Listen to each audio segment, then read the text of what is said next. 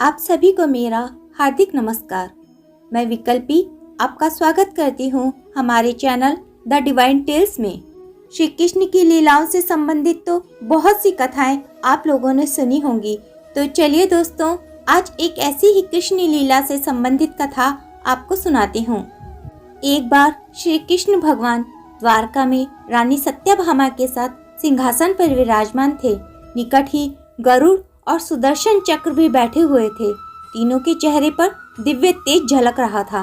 बातों ही बातों में रानी सत्यभामा ने श्री कृष्ण से पूछा कि हे प्रभु, आपने त्रेता युग में राम के रूप में अवतार लिया था।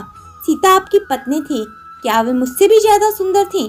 द्वारकाधीश समझ गए कि सत्यभामा को अपने रूप का अभिमान हो गया है।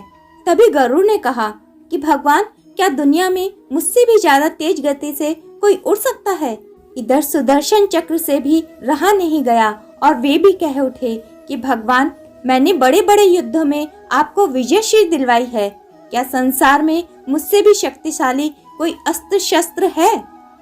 श्री कृष्ण भगवान मन ही मन मुस्कुरा रहे थे। वे जान चुके थे कि उनके इन तीनों भक्तों को अहंकार हो गया है और इनका अहंकार नष्ट करने का समय भी आ गया है। ऐसा सोचकर उन्होंने गरुड़ से कहा कि हे गरुड़, तुम हनुमान के पास जाओ और कहना कि भगवान राम माता सीता के साथ उनकी प्रतीक्षा कर रहे हैं। गरुड़ भगवान की आज्ञा लेकर हनुमान को लाने चले गए। इधर श्री कृष्ण ने सत्यभामा से कहा कि हे देवी, आप सीता के रूप में तैयार हो जाएं। और स्वयं द्वारकाधीश ने राम का रूप धारण कर लिया। मधुसूदन ने सुदर्शन चक्र को आज्ञा देते हुए कहा कि तुम महल के प्रवेश द्वार पर पहरा दो और ध्यान रहे कि मेरी आज्ञा के बिना महल में कोई प्रवेश ना कर सके। भगवान की आज्ञा पाकर चक्र महल के प्रवेश द्वार पर तैनात हो गया। गरुड़ ने हनुमान के पास पहुंचकर कहा कि हे वानर श्रेष्ठ, भगवान राम माता सीता के साथ द्वारका में आपसे मिलने के लिए प्रतीक्षा कर रहे हैं। आप मेरे साथ चलें, मैं आपको अपनी पीठ पर बैठाकर शीघ्र ही वहां ले जाऊंगा। हनुमान ने विनयपूर्वक गरुड़ से कहा, आप चलिए, मैं आता हूँ। गरुड़ ने सोचा, पता नहीं है बूढ़ा वानर कब तक वहां पहुँचेगा। खैर, मैं भगवान के पास चलता हूँ। यह सोचकर गरुड़ शीघ्रता से द्वारका की ओर उड़ने लगे। पर यह क्या, महल में पहुंचकर गरुड़ देखते हैं कि हनुमान तो उनसे पहले ही महल में प्रभु के सामने बैठे हैं। गरुड़ का सिर लज्जा से झुक गया।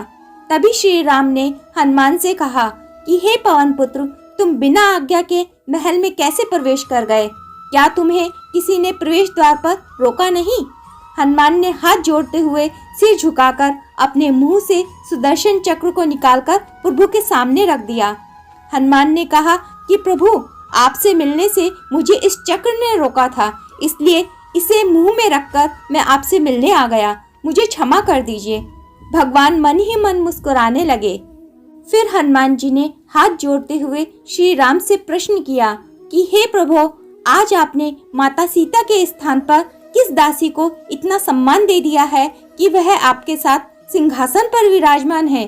अब रानी सत्यभामा का अहंकार भंग होने की बारी थी। उन्हें सुंदरता का अहंकार था जो पल भर में ही चकनाचूर हो गया था। रानी सत्यभामा, सुदर्शन चक्र व गरुड़ तीनों का ही गर्व चूर चूर हो गया था। वे भगवान की लीला समझ गए थे।